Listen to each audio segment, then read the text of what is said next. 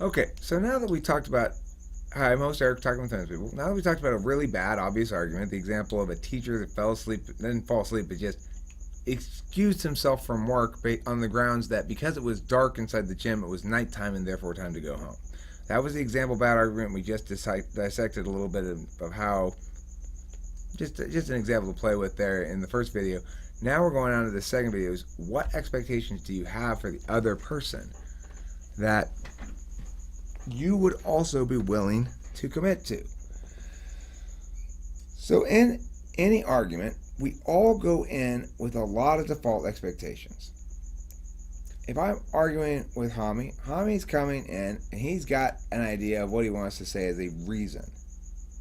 He expects me to either agree with the reason or disagree with the reason and tell him why,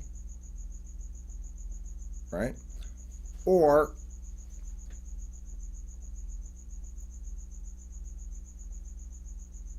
I mean,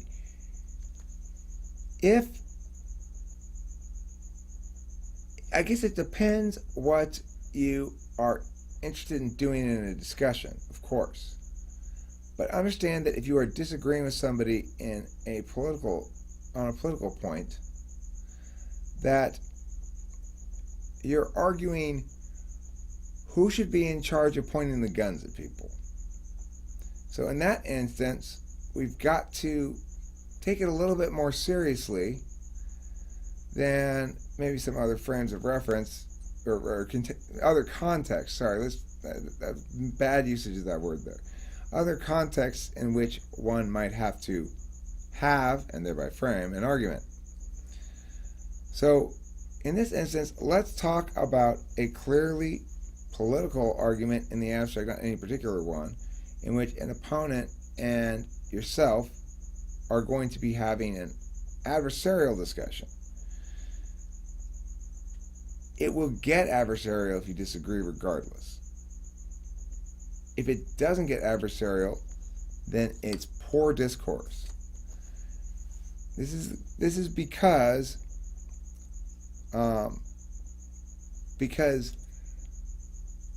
we're sharing a car and multiple people say they should be able to drive the car.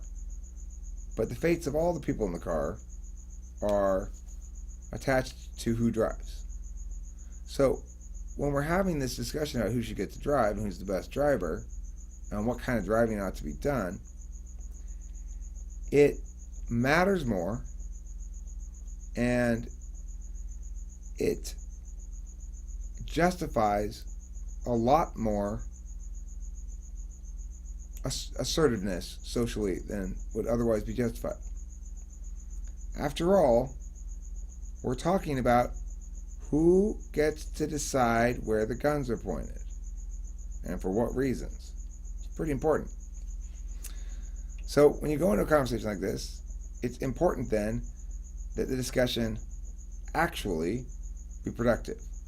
And if it's going to be productive, then it needs to proceed on a basic assumption of fairness on the part of both parties. What that means is this.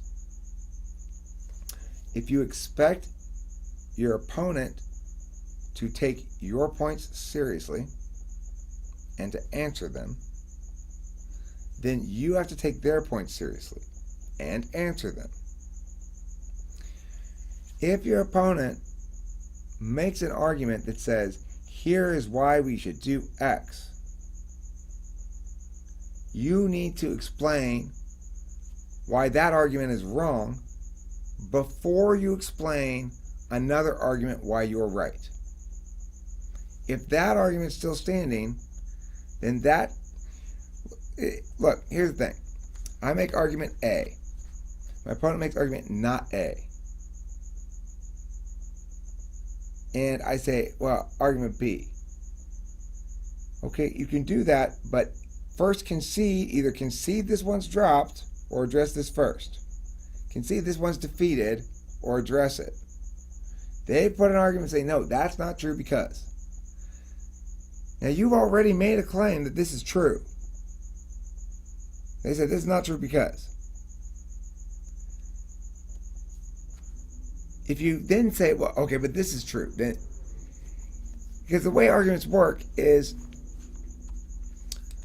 you're giving an impact, which is really the claim, and a warrant. An impact is saying, if we do this, then that. The that part is the impact. And for an argument where you go, the government should do X because of Y, then you've given an impact, which is if you agree with me, the government should do X. That's the pre-fiat impact. The impact outside of the argument itself is that if you agree with me, the government should implement this program, then that's what the government should do. We're in agreement. Okay. If you disagree with me that this is why that's what the government should do, well then here's another reason why the government should do that. It's okay to do that. It's okay to give multiple reasons, but make sure they're multiple contention level reasons under the same framework. If you shift frameworks, then you've just basically conceded that you don't have any position, which is the next video, okay? And before we get into that, understand what you will be expecting of your opponent and be willing to provide them the same courtesy. If you expect them to ignore your points and then you want to ignore their points, go ahead and do that. But you're talking past each other. You're not actually having discourse. You're playing team stuff, right? That's the next video too. It's going to be in position in team stuff. So here's the expectations I would recommend all parties adhere to. Number one, be honest and keep track of the flow. If a point is made and it's defeated, concede that the point's defeated. It won't do you any good to try to fight it. If it's defeated and you're still trying to say, yeah, but that point's still true, then you have to come up with other points that successfully affirm why a defeated point is true anyway. That's not work you want to be doing. It's not work worth spending time on. Instead, you want to just be like, okay, that's true, that argument is defeated. But that argument was not critical to my core thesis, perhaps. And here's why. Now, the reason I say it's important that you make sure that you're doing that stuff at the proper level, contention instead of framework level, is what I'm going to explain in the next video. Regardless, if your expectation is number one, tonal, coming in, like, I expect my opponent to be polite and show respect for my opinions, then you're not interested in engaging in discourse. You want to engage in something called bonding. And there's nothing wrong with that, but it's not discourse. And it's not helpful. In fact, it's counterproductive. We don't want to allow ourselves to encourage any kind of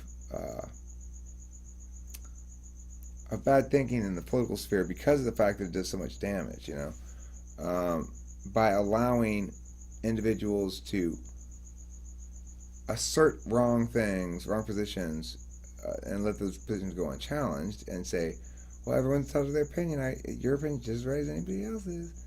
No, it's absolutely not the case. So we know that we want to be able to make firm advocacies if we think we have a reason to.